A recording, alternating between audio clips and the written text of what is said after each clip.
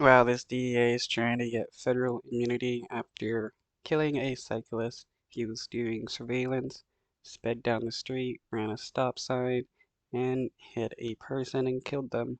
He claimed that he was trying to catch up to his surveillance team and that it was an urgency, but that's a lie.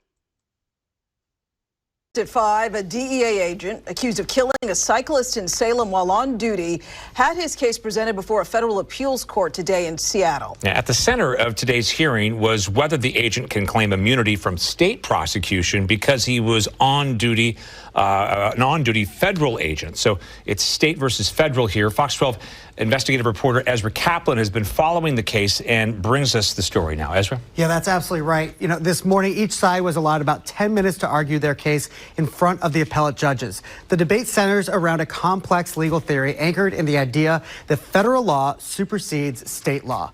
But at the heart of this case is the tragic death of a mother, a wife, and a pillar of the Salem community.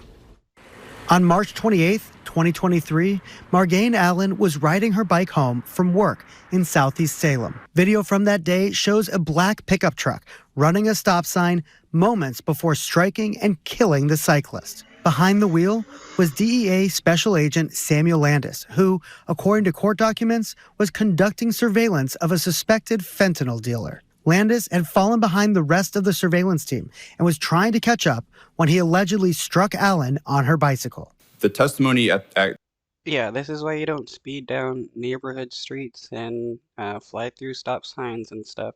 Just because you're a DEA agent doesn't mean you have the right to speed and fly through stop signs. the grand jury was that there was no urgency and that there was no hot pursuit. After months of delay, Landis was charged.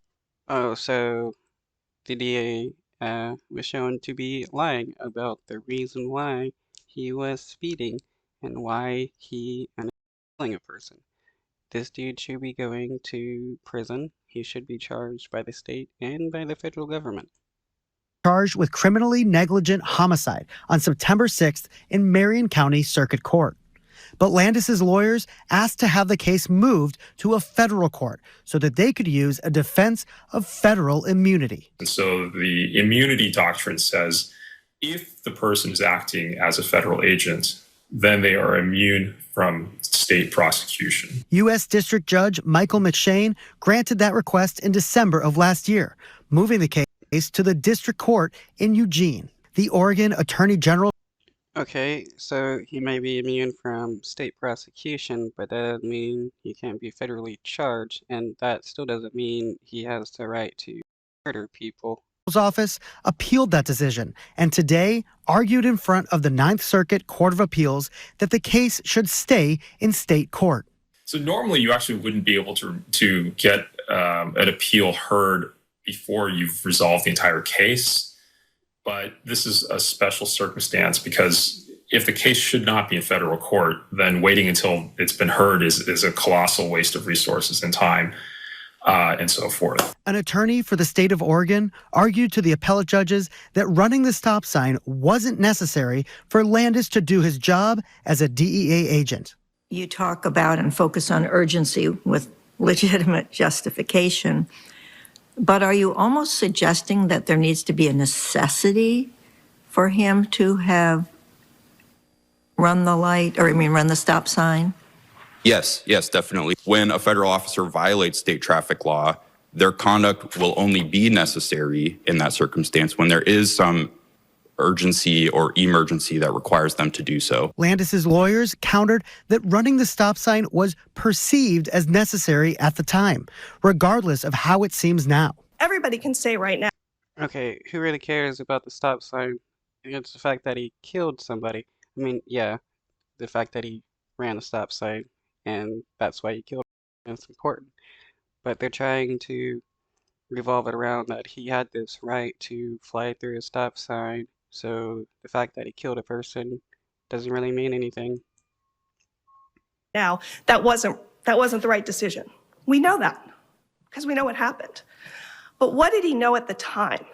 Was it reasonable, given everything that he knew about the surveillance, about the need to stay in touch with the team, about the dangerousness of this fentanyl dealer, All of that given, was it Doesn't he have like radio contacts with his team? Can't he be like, hey, I'm falling behind, just keep me updated on what's going on? No, I can't. So he decided to speed through a stop sign and kill a person. The dude is a murderer, plain and simple. reasonable? It was a mistake of judgment. We know that. It was a tragedy that happened. But he made that reasonable decision in the context of law enforcement surveillance. While immunity is at the center of the case, appellate judges are only tasked with answering the question of whether the case should be removed from the state court into the federal court. Really, it's about the removal issue. What should this case be in federal court? And I think the answer is just going to be yes or no. And if the answer is no, then it gets kicked back to state court. If the answer is yes, it goes back to the federal district court. And then next, you would have to decide, okay, does the immunity defense apply?